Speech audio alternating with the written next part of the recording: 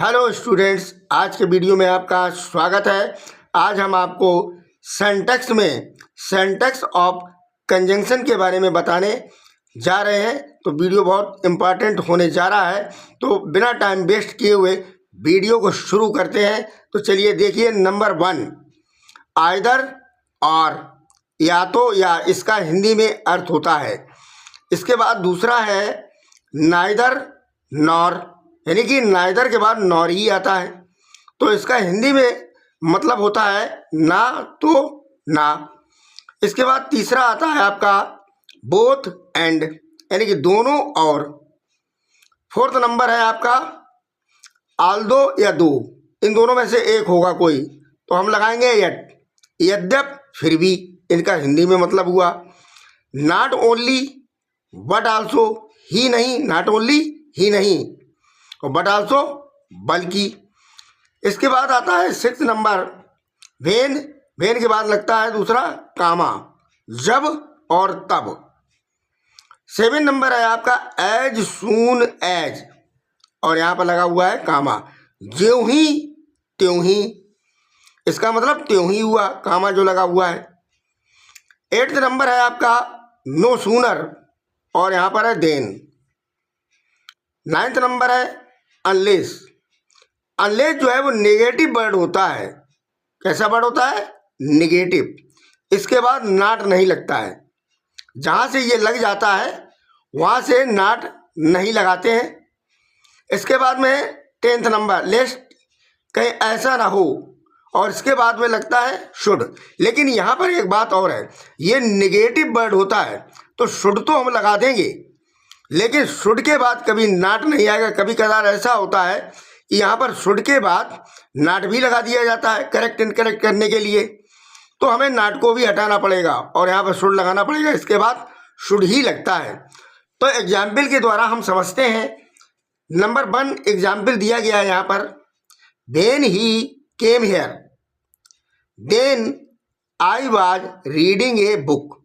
तो यहाँ पर हमने देखा कि यहाँ पर देन लगा हुआ है, जबकि मैंने ऊपर आपको ये बताया था कि वेन के बाद कामा आएगा, देन नहीं आएगा। तो हम यहाँ पर कैसे इस वाक्य को बनाएंगे? When he came here, when he came here, और यहाँ पर देन हटा देंगे और हम लगा देंगे यहाँ पर क्या? Comma. I was reading a book. दूसरा एग्जाम्पल है as soon as he came here then he shut the door and slept.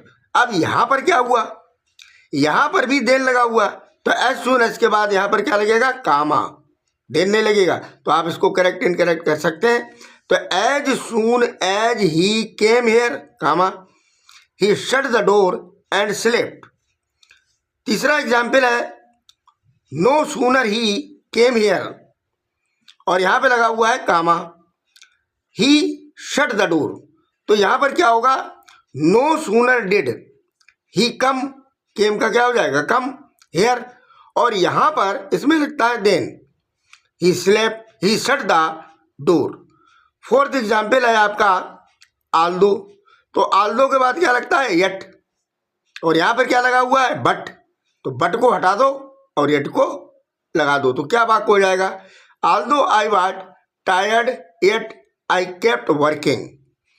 5th example है आपका अनलेस, और अनलेस के बाद यहाँ पे लगा हुआ डू नॉट। मैंने आपसे ये कहा था कि अनलेस जो है वो नेगेटिव वर्ड है, इसके सामने ये लगा हुआ है डू नॉट, तो डू नॉट आप हटा दीजिए यहाँ से, क्योंकि नेगेटिव वर्ड है ये, इसलिए यहाँ पर डू नॉट नहीं आएगा। तो क्या हो जाएगा? अनलेस यू वर्क हार्ड, और ये शेष वाक्य जो है ज्यों का त्यों लिख दिया जाएगा। 6th नंबर एग्जाम्पल है दो, ही वर्कड हार्ड, और यहाँ पर लगा हुआ बट। मैंने आपको ऊपर बताया था आल्दो या दो, इनके बाद यट आता है, वट नहीं आता है, तो यहाँ बट के स्थान पर आप क्या कर दीजिए? यट। तो वाक्य क्या हो जाएगा? दो ही work hard yet he failed.